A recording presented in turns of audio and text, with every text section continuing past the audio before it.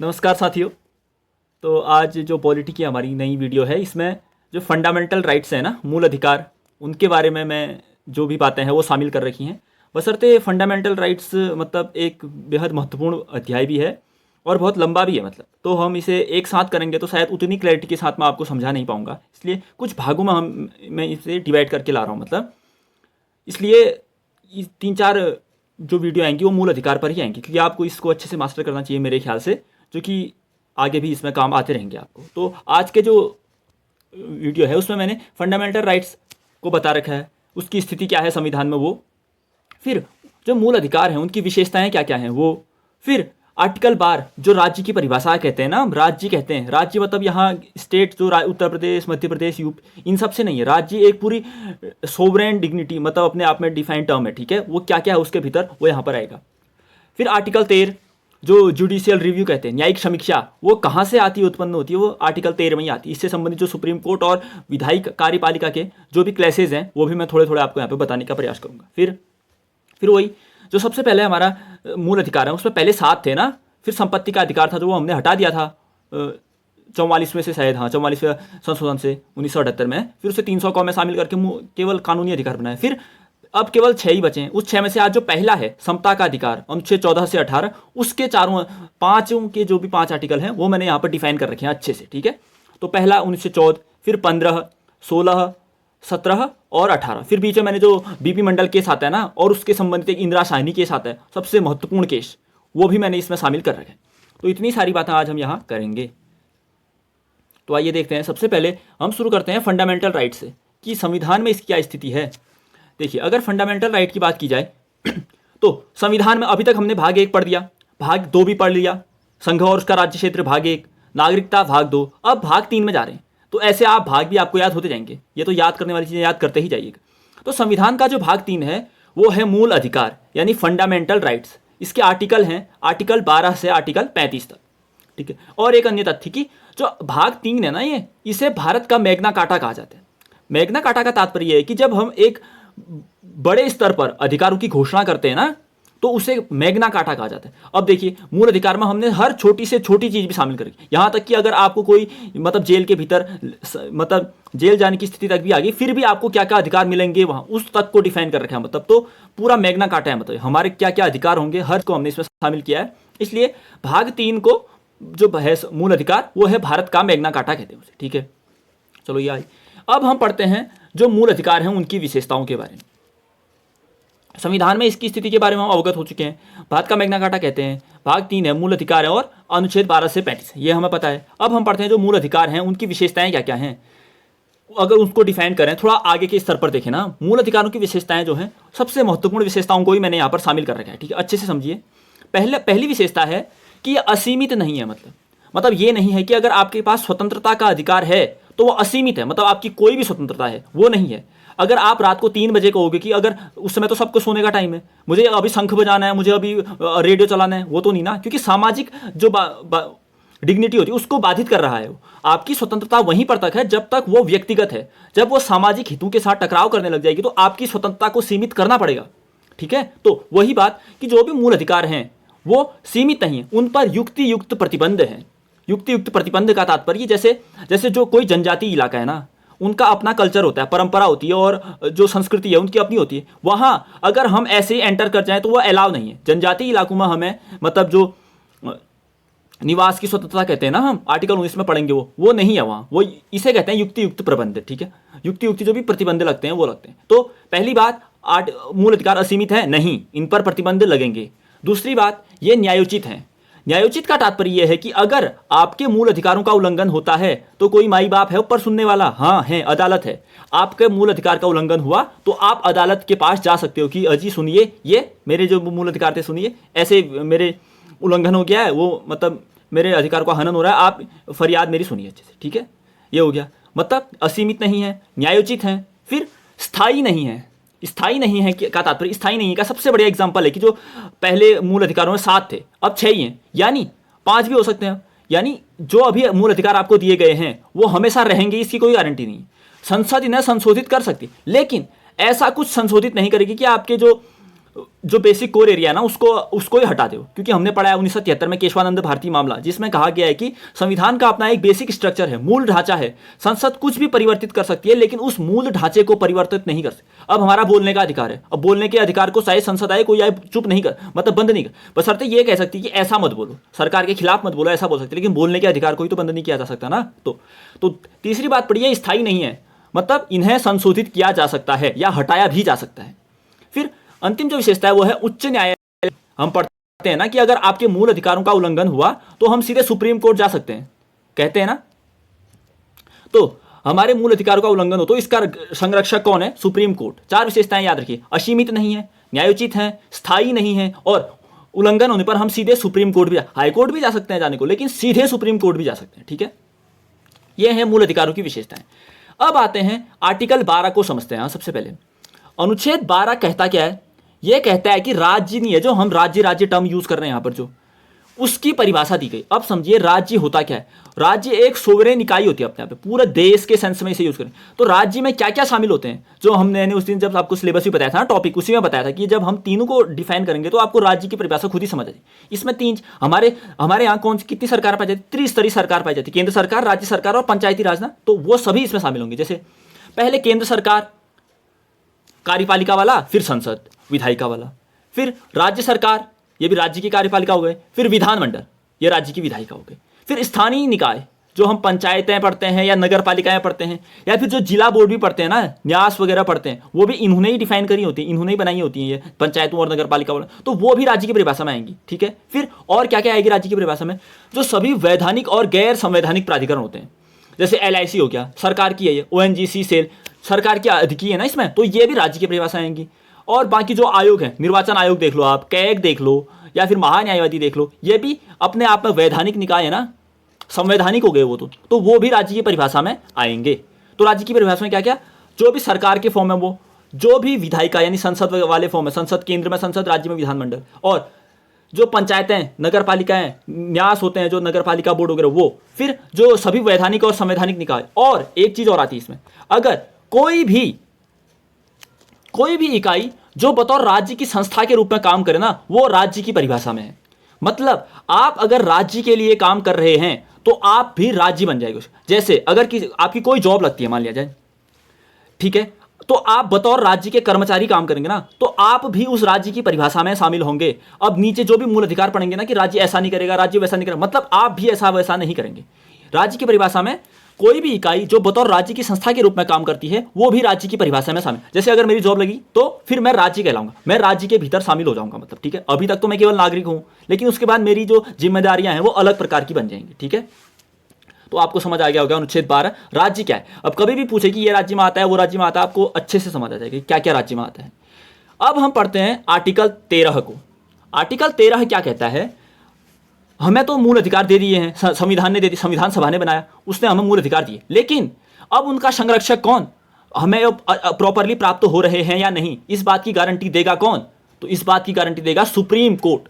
The guardian of constitution कहते हैं ना, the guardian of fundamental rights, हमारे मूल अधिकारों का संरक्षक, हमारे संविधान का संरक्षक वो है। आर्टिकल 13 कहता है, 13 कहता है कि अगर मूल अधिकारों से असंगत या उनका अल्पीकरण यानी मूल अधिकार को कम करने वाली कोई विधियां आएंगी ना, वो शून्य हो जाएंगी। मतलब किसी को हटा के कहीं भेजना है, अगर सही सेंस में है तो फिर कोई नहीं, लेकिन अगर आपके मूल अधिकार को गलत तरीके से पाबंदी किया जाए या फिर उसको असंगत कोई उसको समाप्त करने वाली नई विधि लाई जाए तो वो विधियां शून्य हो जाएंगी। और शून्य करेगा कौन? वो करेगा सुप्रीम कोर्ट। उसके पास न्यायिक समीक्षा का अधिकार होता है, जुडिशियल रिव्यू। जुडिशियल रिव्यू कहते हैं ना, जो हमने अमेरिका के संविधान से लिया है। तो न्यायिक समीक्षा की शक्ति कहां से मिलती है? आर्टिकल 13। समझ आ गया? ऐसा कुछ था नहीं, लिख लेना यहाँ पे आर्टिकल, ये आएगा क्वेश्चन की न्यायिक समीक्षा कहाँ से सुप्रीम कोर्ट करता है, तो अनुच्छेद 13 से। फिर कौन कौन से अनुच्छेद? वो 32 और पढ़ते हैं जिसमें रिट जारी करने वाला पढ़ते हैं ना, फिर 226 में हाई कोर्ट का पढ़ते हैं, वो आगे पढ़ेंगे ये। तो ये हुआ अनुच्छेद 12 और 13 की कहानी। अब पढ़ते हैं जो एक्चुअल फंडामेंटल राइट दिए गए हैं, उसमें पहला फंडामेंटल राइट है समता का अधिकार, समानता का अधिकार। ठीक है, अनुच्छेद 14 से 18 तक। तो सबसे पहले हर एक अनुच्छेद को डिटेल से पढ़ेंगे, उसमें जो भी महत्वपूर्ण बातें हैं। ठीक है, तो देखिए सबसे पहले पढ़ते हैं अनुच्छेद 14 को। यह कहता है कि हर नागरिक को राज्य विधि के समक्ष क्षमता देगा और विधियों का समान संरक्षण करेगा। यानी अगर देश के हम नागरिक हैं तो हर नागरिक के साथ समान व्यवहार होगा। लेकिन यहाँ पे दो कंसेप्ट आते हैं, एक कहता है विधि के समक्ष क्षमता, एक कहता है विधियों का समान संरक्षण। अब क्या है ये, आप केवल ये पढ़ते होंगे कि 14 में विधि के समक्ष क्षमता, लेकिन एक्चुअल में समझेंगे ना आपको अच्छा फील होगा, मतलब कि अच्छा ये है, ये असली बात ये है। तो देखिए सबसे पहले एक मोटी मोटी बात बताऊँ, जो विधि के समक्ष क्षमता है ये यूके का सिद्धांत है। मतलब टोटली हमने जो सबसे ज़्यादा प्रभावित हम दो संविधानों से हैं, एक ब्रिटेन का संविधान सबसे ज़्यादा तो वहीं से, फिर दूसरा अमेरिका का संविधान। तो और कंपेयर भी हमेशा इन्हीं के साथ करते हैं। तो विधि के समक्ष का क्षमता का जो सिद्धांत है वो तो ब्रिटेन का है, फिर विधियों का समान संरक्षण का संविधान है जो वो है अमेरिका का, यूएसए का है। ठीक, एक चीज और बता देता हूं मैं आपको, यहां पर जो ब्रिटेन का संविधान है ना, वो क्या की अपेक्षा जो वो नियम हमारा अमेरिका का संविधान वो ज्यादा लिबरल है। ठीक है, वो अच्छी तरह से मतलब अगर मेरे सेंस में कहेंगे, अगर मैं किसी चीज मुझे जो अमेरिका का संविधान है एक्चुअल में वही ज्यादा को उन्होंने ऐसी क्लैरिटी के साथ डिफाइन किया, आप खुद ही समझते हैं। यहाँ पे विधि के समक्ष क्षमता की बात करूं, अच्छे से समझिएगा। विधि के समक्ष क्षमता की बात की जाए तो इसका तात्पर्य होता है कि जो सभी नागरिक है ना, देश के जितने भी नागरिक हैं, देश के विधि के समक्ष क्षमता, देश के सभी नागरिकों के साथ सभी परिस्थितियों में समान व्यवहार किया जाएगा। अब इसको मैं आपको समझाऊं तो देखिए, आप देखिए कोई 5 साल का बच्चा है, ठीक है, और कोई 35 साल का एक जवान आदमी है। अब दोनों को क्या लगी है, भूख लगी है, और दोनों को खाना चाहिए। विधि के समक्ष क्षमता यह कहेगा कि दोनों को भूख लगी है, दो नागरिक हैं, तो दोनों को 5-5 रोटी दे दो। यह समानता हो गई, सभी के साथ सभी परिस्थितियों में समान व्यवहार। मतलब कोई 35 साल का है, 5 साल का है, 25 साल का है, 90 साल का है, या फिर अभी अभी हुआ है, अगर वो नागरिक है, भारत का नागरिक है, तो सभी को समान रूप से मिलेगा सब कुछ। ये तो कहता है विधि के समक्ष क्षमता। लेकिन क्या यह सही बात है? नहीं है, क्योंकि देखिए फिर विधियों का समान संरक्षण क्या कहता है। देखिए जो विधियों का समान संरक्षण है ना, देखिए अच्छे से समझिए, विधियों का समान संरक्षण यह कहता है कि हर किसी के साथ उसकी जो जो परिस्थितियां हैं उसके अनुरूप व्यवहार करेंगे हम। इसमें देखिए ऊपर का एग्जांपल है, एक 5 साल का बच्चा है और एक 35 साल का बच्चा है, लेकिन 35 साल का जो जवान है उसको शायद 6 रोटियां चाहिए होंगी, लेकिन जो 5 साल का बच्चा है उसको शायद एक ही रोटी से हो जाएगा। तो समानता तो यहां भी आनी चाहिए ना। विधि के समक्ष क्षमता कहता है कि सभी को बराबर दे दो, बड़ा है, छोटा है, मोटा है, पतला है, कोई फर्क नहीं। विधियों का समान संरक्षण यह कहता है कि जो जिस स्थिति में है उसके साथ वह उस परिस्थिति के अनुरूप व्यवहार, बशर्ते समान व्यवहार होना चाहिए, पेट दोनों का भरना चाहिए। लेकिन अगर हम 5 साल के बच्चे को 6 रोटियां देंगे तो वो 5 रोटियां फेंक देगा।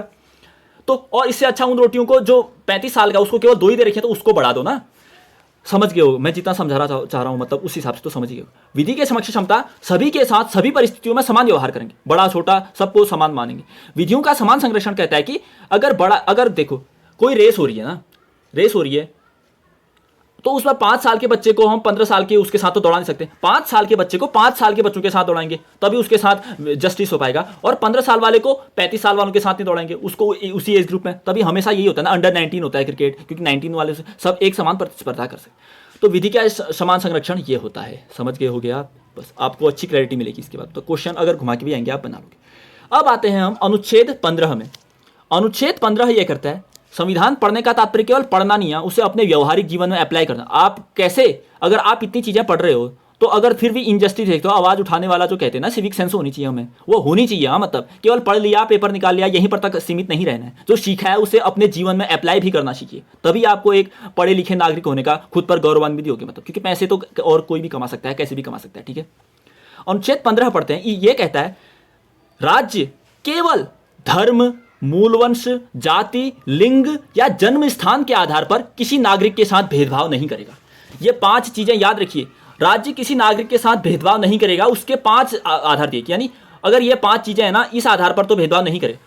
मतलब किसी का धर्म अलग है तो उस आधार पर भेदभाव नहीं, किसी का मूलवंश अलग है उस आधार पर भेदभाव नहीं, किसी की जाति अलग है तो भेदभाव नहीं करेगा, किसी का लिंग अलग है, कोई पुरुष महिला में भेदभाव नहीं करेगा, किसी का जन्म स्थान अलग है, यानी कोई सुदूर, जैसे आजकल देख रहे हैं नदन से नॉर्थ ईस्ट में देख लो, मणिपुर जैसे एरिया ना, कई लोग मणिपुर को भारत क्या है, फिर क्या ही फर्क पड़ रहा है, मणिपुर भारत का है ना, तो जन्म स्थान के आधार पर उनके साथ भेदभाव नहीं होगा, वो भी भारतीय हैं, ये सेंस। मतलब तो ये 5 आधार पढ़िए, धर्म, मूलवंश, जाति, लिंग और जन्म स्थान।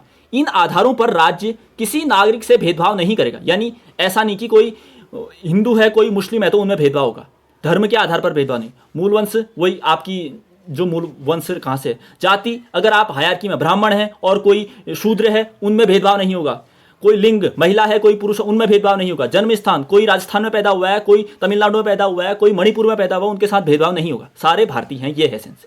तो ये 5 आधार आपने रखे, अच्छे से आया समझ में। अब कुछ अपवाद, हाँ इसमें मतलब ये अपवाद, ये भेदभाव नहीं कर रहे हैं, लेकिन जो पिछड़े लोग हैं उन्हें उठाने के लिए, एक स्तर तक लाने के लिए हम जो आरक्षण कहते हैं ना, आरक्षण भेदभाव नहीं है जब तक कि वो सही रूप से लागू। क्योंकि आरक्षण का क्या है, हम लोग हैं इतने ऊपर, कुछ लोग बहुत नीचे, उनको हमारी स्थिति तक तो लाने दो पहले, उसे कहते हैं आरक्षण। उससे ऊपर नहीं उठाना मतलब, क्योंकि फिर तो हमारे साथ भी भेदभाव हो जाएगा। लेकिन जो हमसे नीचे हैं उनको हमारी स्थिति तक ही पहुंचाने के लिए आरक्षण की व्यवस्था करी जाती है। तो अपवादों में क्या क्या शामिल है देखिए, अपवादों में ये शामिल है, अगर हम बच्चों के लिए या फिर महिलाओं के लिए अगर कोई व्यवस्था करती है ना राज्य, तो वो भेदभाव नहीं, ऐसा कर सकती है।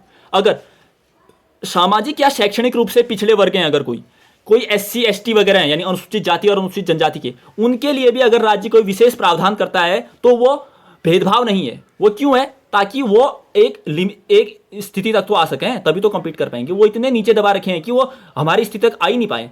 उनमें और हमें फिर अगर कॉम्पिटिशन, भेदभाव ही नहीं होगा तो सारे उनको तो कुछ मिल ही नहीं पाएगा ना। इसीलिए फिर जो शैक्षणिक संस्थान है वहां भी कुछ विशेष व्यवस्था करी जाएगी उन लोगों के लिए जो अभी कमजोर स्थिति में, ठीक है। इसे भेदभाव नहीं कहते हैं, ये अफर्मेटिव एक्शन में काउंट किए जाते हैं, ठीक है। तो ये अपवाद भी आपने याद रखे, जो हम आगे पढ़ेंगे इसके बारे में। हाँ, अब हम पढ़ते हैं अनुच्छेद 16। अनुच्छेद 16 क्या कहता है देखिए, अनुच्छेद 16 कहता है लोक नियोजन के विषय में अवसर की समता। यानी लोक नियोजन का तात्पर्य कि जो भी रोजगार वगैरह होते हैं ना, उनमें सभी को समान अवसर दिए जाएंगे। वही बात जो आधार बताए ना मैंने, इसमें 7 आधार है मेरे ख्याल से, उद्भव भी जुड़ जाता है इसमें। तो इनके आधार पर हम किसी भी व्यक्ति, नागरिक को अवसर से वंचित नहीं करेंगे। यानी जितने अधिकार मेरे पास हैं रोजगार प्राप्त करने के, उतने ही किसी निम्न जाति वाले के पास भी होने चाहिए, ठीक है। ये होता है अनुच्छेद 16।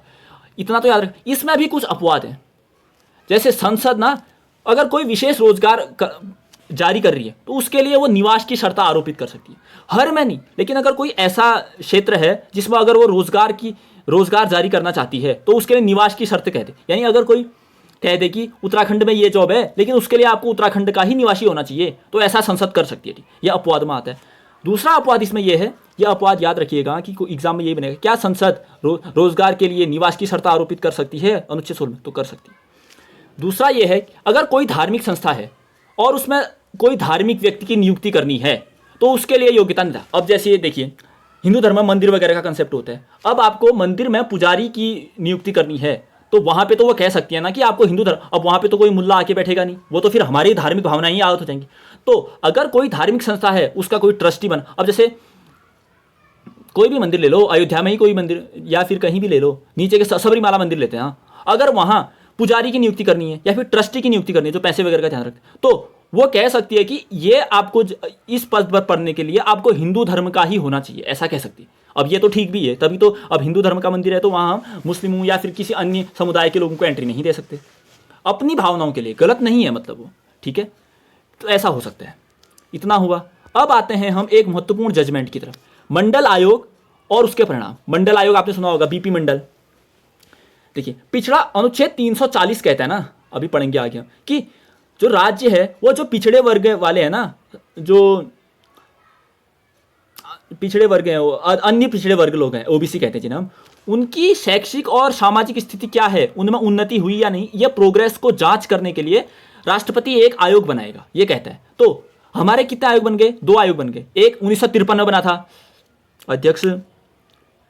अध्यक्ष हाँ काका कालेलकर साहब थे मेरे ख्याल से, 1953 में जो बना था ना, काका कालेलकर साहब थे उस फर्स्ट ओबीसी आयोग के अध्यक्ष। फिर जो दूसरा ओबीसी आयोग बना वो बना 1979 में, ये महत्वपूर्ण है। मोरारजी देसाई की सरकार थी उस समय, जनता पार्टी की, वो तब बना द्वितीय पिछड़ा वर्ग आयोग। अध्यक्ष कौन थे? बीपी मंडल थे, समझ गए। फिर इसने इसको नियुक्त क्यों किया होगा? फिर इसको कहा गया कि आप जो ये ओबीसी वर्ग है ना, पिछड़े वर्ग लोग हैं जो भी, उनकी सामाजिक और शैक्षिक स्थिति क्या है उसके बारे में जांच करिए।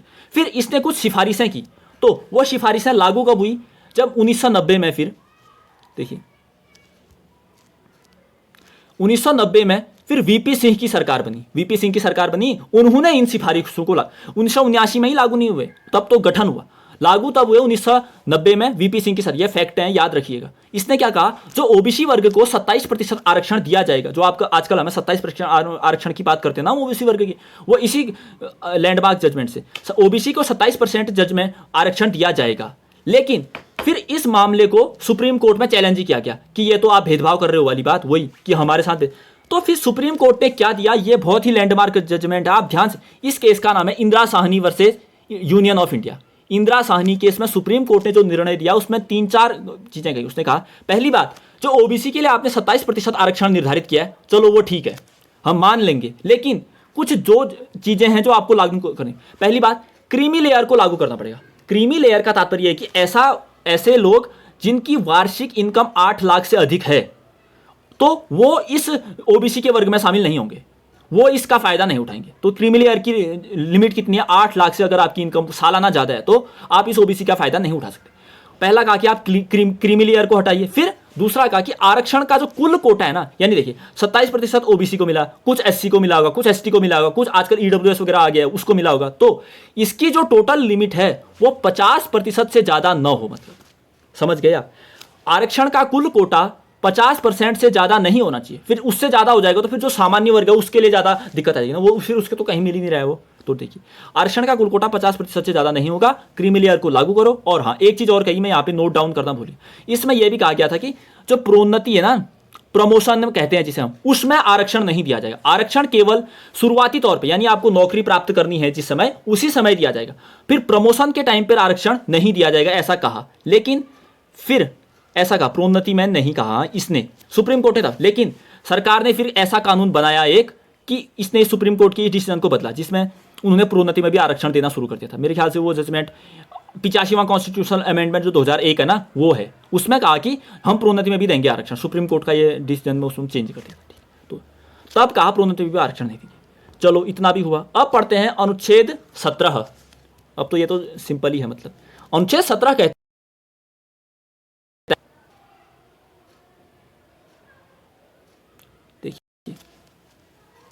अनुच्छेद 17 कहता है अस्पृश्यता का अंत। अस्पृश्यता मतलब अनटचेबिलिटी, मतलब जो हम कहते हैं ना गांव घरों में, आपने सुना होगा कि ये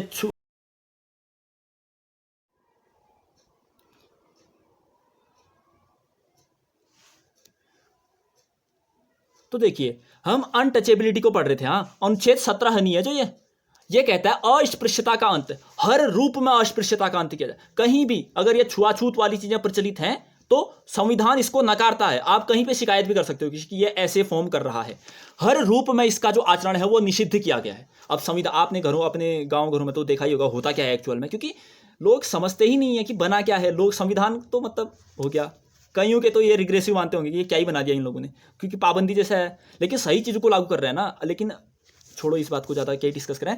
अस्पृश्यता का अंत कहता है इसका आचरण निषिद्ध है।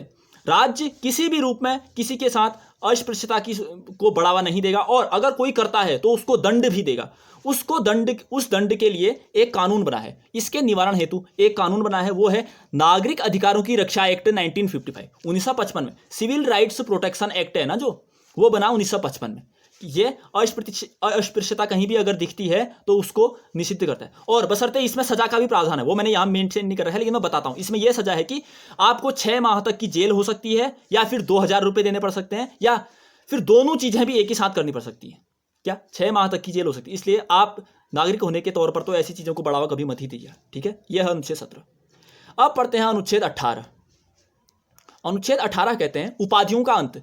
यह कहता है कि आप जो भी उपाधियां हैं ना, वो खुद के लिए यूज नहीं करेंगे। किसी भी, जैसे हम पहले से मेजर, सूबेदार, ये सभी उपाधियां देते थे ना, ये नहीं दी जाएंगी। केवल सेना में या विद्या संबंधी अगर कोई उपाधियां दी जाती है ना, वो काम में, जैसे लेफ्टिनेंट कहते हैं हम, कोई सीडीएस है, मतलब ये सभी उपाधियां लागू होंगी। और विद्या में जैसे कोई डॉक्टर है, या फिर कोई एमफिल है, पीएचडी है, ये सभी उपाधियां दी जाएंगी। लेकिन सेना में दी गई उपाधियां और विद्या संबंधित उपाधियों के अलावा किसी भी प्रकार की उपाधियां नहीं दी जाएंगी, क्योंकि यह एक किसी व्यक्ति को अन्य व्यक्तियों से ऊंचा दिखा देता है ना। हमें तो मेंटेन करना है सामान्य, लेकिन विद्या और सेना तो चलो मोटिवेशन के तौर पर भी कह सकते हैं हम, तो ठीक। और सुप्रीम कोर्ट ने यह कहा कि जो पद्म पुरस्कार है ना, वो अपने आप में ये उपाधियां नहीं है, वो तो सम्मान है हमारी तरफ से, तो वो लागू ही रहेंगी। अगर कोई कहे कि क्या उपाधि अनुच्छेद 18 के 18 में पद्म पुरस्कारों को भी लागू किया जाता है, तो नहीं, अनुच्छेद 18 पद्म पुरस्कारों को कुछ नहीं कहता। पद्म पुरस्कार दिए जाएंगे, ये उपाधियां नहीं, ये है सम्मान, हम किसी को सम्मानित कर रहे हैं, वो है। अब देखिए, ठीक है, तो पद्म पुरस्कारों की शुरुआत कब से हुई? 1954 में हुई थी। पद्म पुरस्कार है ना जो 1954 में शुरुआत की गई थी। तो ठीक है, ये हुआ हमारा पहला मूल अधिकार समाप्त, जिसमें समता का अधिकार पढ़ा हमने, अनुच्छेद 14 से अनुच्छेद 18 तक। अब जो अगली कक्षा होगी हम उसमें स्वतंत्रता का अधिकार पढ़ेंगे, जो अनुच्छेद 19 से 1922 तक है। फिर उससे अगली कक्षा में सारे एक ही साथ पढ़ लेंगे, ठीक है, क्योंकि ये ज़्यादा डिटेलिंग है ना, मतलब अच्छे से समझना ही मेरे ख्याल से ज़्यादा प्रभावी होगा, ना कि एक साथ पूरी किताब पढ़ने से। 2 ही पन्ने पढ़ें, लेकिन ऐसा पढ़ें कि मतलब अगली बार पढ़ने की आवश्यकता ही ना पड़े, ठीक है। तो ठीक है, आज की क्लास में इतना ही रखते हैं, अब देखते हैं कितना समय होता है, फिर हम मिलते हैं अगली क्लास में। ओके, थैंक यू, धन्यवाद।